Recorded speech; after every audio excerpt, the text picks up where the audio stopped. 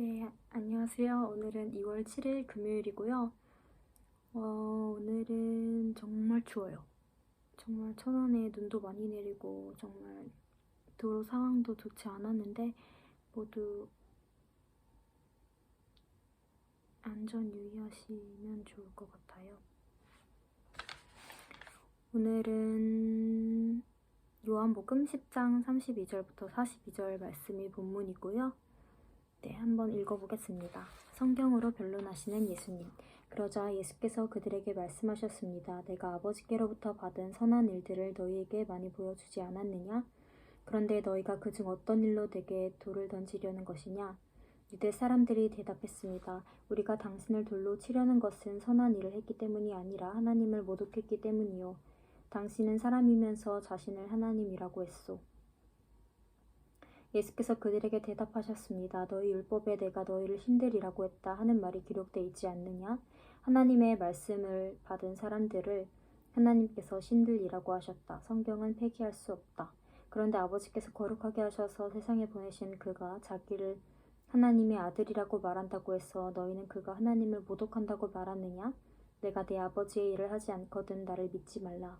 그러나 내가 아버지의 일을 하거든 비록 너희가 나를 믿지는 않더라도 그 일들을 믿어라. 그러면 아버지가 내 안에 계시고 내가 아버지 안에 있다는 것을 깨달아 알게 될 것이다. 유대 사람들은 또다시 예수를 잡으려고 했으나 예수께서는 그들의 손에서 벗어나서 피하셨습니다. 예수께서는 다시 요단강 건너편 곧 전에 요한이 세례를 주던 곳으로 가셔서 그곳에 머무르셨습니다. 그러자 많은 사람들이 예수께 나와 말했습니다. 요한이 표적을 일으키지는 않았지만 요한이 이 사람에 대해 한 말은 모두 사실이었다. 그곳에서 많은 사람들이 예수를 믿게 됐습니다. 오늘의 말씀 요약. 신성 모독을 이유로 유대인들이 예수님을 돌로 치려 합니다. 예수님은 아버지께서 보내신 자가 스스로 하나님 아들이라 함은 신성 모독이 아니라고 하십니다. 그리고 자신이 행하는 아버지의 일을 믿으라고 하십니다. 유대인들이 다시 잡으려 하자 예수님은 세례자 요한이 세례 주던 곳으로 가십니다.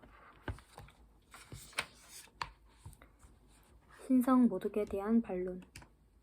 하나님을 모독하는 것은 유대인에게 중대한 제목입니다.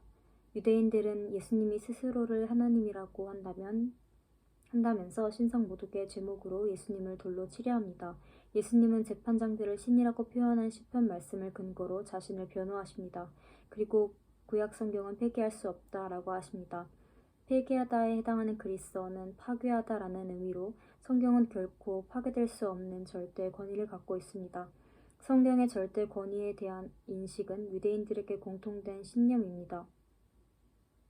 신성 모독으로 자신을 정죄하는 유대인들을 향해 예수님은 구약 성경을 토대로 변론하는 지혜를 발휘하십니다.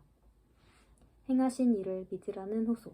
유대인들은 예수님을 하나님 아들로 믿지 못합니다. 그러한 유대인들을 향해 예수님은 자신이 지금까지 행한 일을 믿으라고 하십니다. 예수님이 하신 일들은 하나님이 함께 하시지 않으면 결코 행할 수 없는 것입니다. 예수님의 변론과 호소에도 불구하고 마음이 완악한 자들은 예수님을 다시 잡으려고 합니다. 그들의 손에서 벗어나신 예수님은 요단강 동편 세례자 요한이 처음 세례 베푼 곳으로 가십니다. 세례자 요한은 자신의 사명대로 예수님을 참 빛으로 세상 죄를 지고 가는 하나님의 어린 양으로 그리스도로 증언했습니다.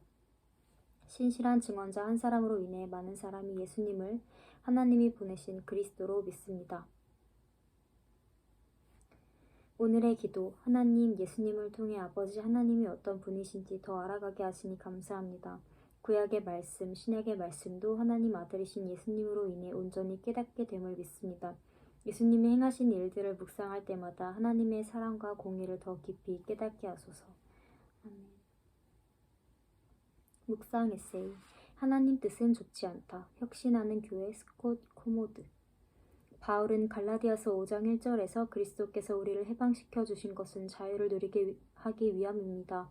라고 말한다. 우리는 자유롭게 하나님과 이웃을 사랑하고 자유롭게 베풀고 자유롭게 거룩해질 수 있다. 그런데 안타깝게도 바리새인들은 하나님께 순종할 방법을 정하는 데 집착한 나머지 실제로는 하나님께 순종하지 않았다. 무엇을 하지 말라는 일련의 금령으로 율법을 좁히려 했다. 하지만 그것은 하나님 뜻이 아니다. 하나님은 우리가 해서는 안 될 일보다 해야 할 일을 더 중시하신다. 구원자께서 은혜를 베푸신 대로 은혜를 실천하라는 것이다. 바리새인들은 하나님이 명하신 일을 하기 싫어서 해서는 안 되는 일을 부각했다. 반면 예수님은 해서는 안 될 일보다 해야 할 일에 더 시간을 들이셨고 그러다 바리새인들의 노여움을 사셨다. 하나님 뜻은 좁고 답답하고 괴로운 게 아니라 넓게 활짝 열려 있다. 하나님 뜻은 덤불을 헤치고 조심조심 나뭇가지와 말벌을 피하며 찾아야 하는 게 아니다. 내가 생각하는 하나님 뜻은 작은 배가 떠가는 도도한 강이다. 목표는 강어기로 나가는 것이다. 강의 범위는 분명히 양쪽 강둑 사이지만 그 강물 위를 나는 어디든 누빌 수 있다. 하리 쪽으로 가고 있는 한 내 재량대로 하면 된다. 우리가 하나님과 공동체의 소리를 경청하고 우리가 돌봐야 할 사람들의 말을 경청하는 한 우리는 자유 안에서 하나님 뜻을 이루어갈 수 있다.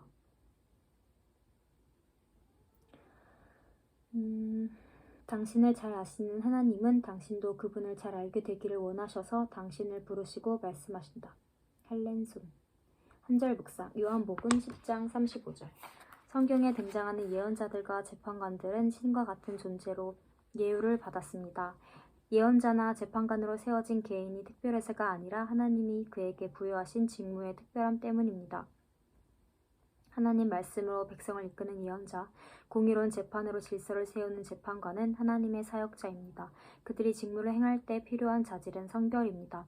겸손히 하나님 말씀을 받아 성결함으로 전하는 성도는 하나님과 사람에게 인정받고 칭찬받습니다. 정말 성결하고 싶습니다.